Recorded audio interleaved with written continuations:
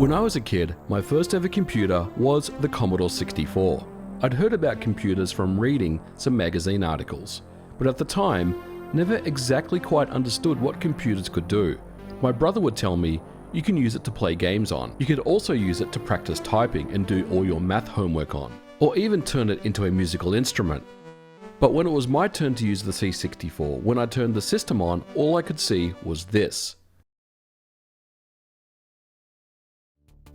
None of this really made much sense to me. I'd randomly press keys on the keyboard and see them typed on the screen, which was pretty cool. I would also change the color to draw things, but everything seemed so limited. For a while, I disregarded the computer as a toy, but I did spend time reading the manual and learnt that you could program the computer to make simple games on it. This was the first, but a very important step into my experience in writing code, albeit using BASIC. But things slowly started to click into place. Around the same time, I'd visit a local bookstore, and on the shelf would be computer magazines, both from the UK and the USA. I disregarded most of the US publications because they focused on business-related software. The UK magazines, on the other hand, would be my real first exposure to computer video games. The 80s bedroom coder scene was well and truly alive, with software houses like US Gold, Ocean Software, Ultimate Play the Game, Firebird, and many others, bringing out quality games that not only looked better than anything I'd been able to produce myself, I wanted to play these games as well on my computer. And during this era, video games could be bought in department stores such as Kmart, but as a kid, I didn't have that much money to spend, but occasionally I'd saved up enough to purchase a game and enjoy it.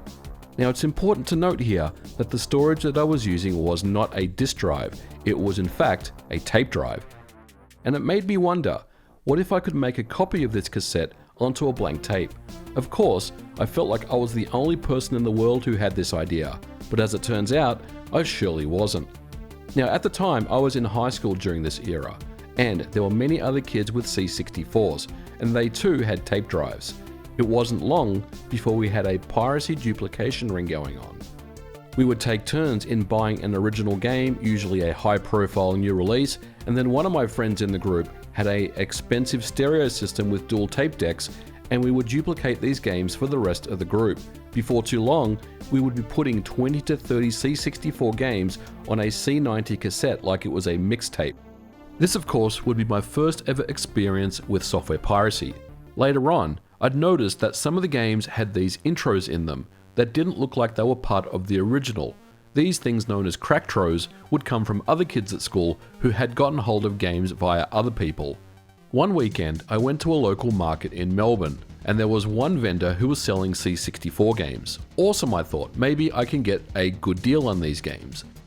But there was something off about these games. They had photocopied inlays and used blank cassettes. These games were being sold for far less than the going price of the originals, and I thought to myself, someone is trying to profit from tape duplication by producing bootleg games. At the same time as this, the British computer magazines started running full-page advertisements from a group known as the Federation Against Software Theft, or FAST.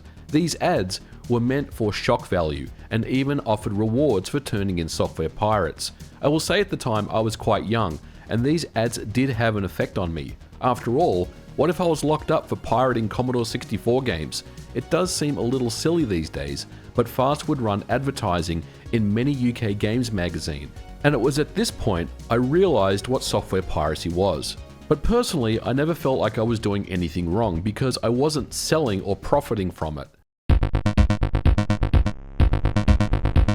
In 1988, my brother and I were a little older, and we had both saved up enough money to upgrade the C64 to the Commodore Amiga. We had seen the Amiga in many magazine articles about this 16-bit wonder machine that could play high-quality arcade games with full sampled audio and amazing graphics. The C64 was well past its prime by now, and the Amiga was the machine that would bring the arcade to our home. Our first ever Amiga was a used Amiga 1000, and the seller threw in a small stack of floppy disks. This would be a mix of original and blank disks, but the blank disks were labelled with words such as D-Paint, which would of course be the legendary deluxe paint. Other discs were labeled Marble Madness, Gauntlet 2. Of course, these would be copies of original Amiga games. The last disc was labeled Marauder 2. I thought that this was a new fast-action arcade game that I'd never heard of before when I booted it up, but in fact it was a utility that allowed you to make backups of software by simply reading the contents of the original and writing it back to a blank disc. What's interesting about the Marauder 2 product is that it advertised itself as a backup utility rather than something that was used for software piracy.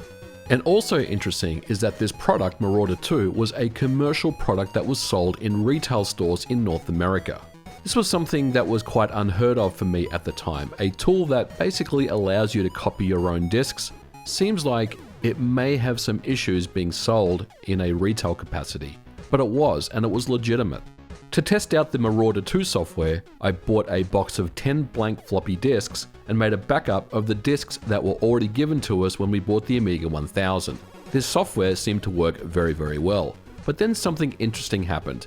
In 1989, I bought an original copy of one of the most legendary Amiga games ever released, Shadow of the Beast. This of course was released by Psygnosis and really put the Amiga on the map in many countries around the world as a powerhouse gaming system. Of course, Shadow of the Beast is a very pretty game. It's probably one of the best technically on the Amiga that looks absolutely incredible, but playability wise it's not the best, but that is a different conversation.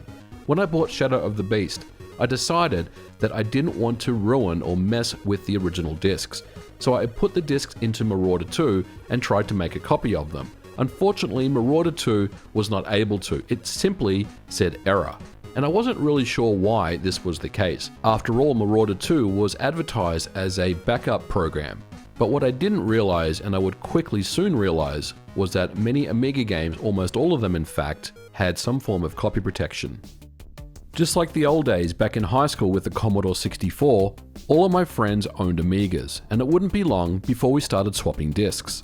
One of them would hand me a disc with the words XCopy written on it. He told me, forget about that Marauder 2, this is what you want to copy discs with. XCopy was the most popular disc copying software on the Amiga. Everyone was using it. What I wouldn't find out until later was that when I say everyone, I do mean everyone. Literally everyone who had an Amiga worldwide would have a disc with XCopy on it. He also let me know that most Amiga games could not be copied due to their non-standard disc formats. While the Amiga disk drive could read these formats, it was almost impossible to duplicate without expensive mastering equipment, at least at the time.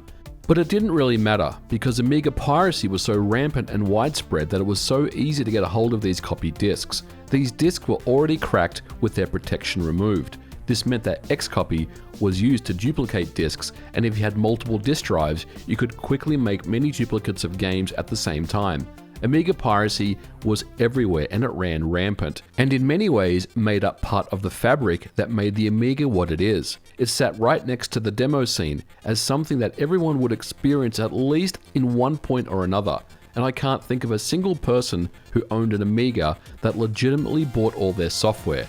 Now, as someone who loves big box games, I do have a pretty beefy Amiga collection, but let me be honest, I also had about 3 times as much as that in copied discs. In any given year, the Amiga had hundreds of games released for it, and all of them were cracked and spread worldwide. XCopy was truly the Amiga's killer app. It eclipsed just about everything else. Forget about Deluxe Paint or Pro Tracker.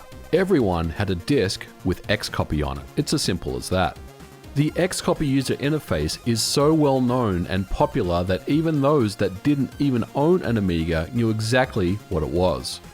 Now, what many people may not realize about XCopy is that XCopy itself is commercial software, and it even had its own copy protection. That's right, you would actually have to pay to purchase a license or a copy of XCopy. But XCopy itself would also be cracked and spread just about everywhere, as is the nature of the Amiga. And of course, in true public domain fashion, other copy programs appeared to take on XCopy, and many people had their favorites. One of the most infamous would be known as Quick Nibble. This was developed by Copper State Business Systems, and when you launched it, it would play this funny tune. Yo ho, a pirate's life for me. Yo ho, a pirate's life for me. Yo ho, a pirate's life for me. And And I gotta say, it's pretty ballsy putting your name, address, and using a sample tune from a Disney film as part of the intro. But all that didn't seem to matter. Piracy and the Amiga went hand in hand, and many blame piracy for the demise of the Amiga. But that is a different conversation for another day. I personally don't really believe that. And with that, that's really my introduction into the world of software piracy. If you had an Amiga or a Commodore 64, you were probably a pirate in some capacity at least. And of course, things didn't stay this way. Copy protection became much more sophisticated in the 90s during the CD-ROM and PC gaming era. But I've certainly rambled on long enough, so we're going to turn it over to you guys and let me know your stories in the comments below. And with that, we are going to leave it here for today's episode. Thank you so much for watching. Don't forget to leave me a thumbs up, and I'll catch you guys in the next one. Bye for now.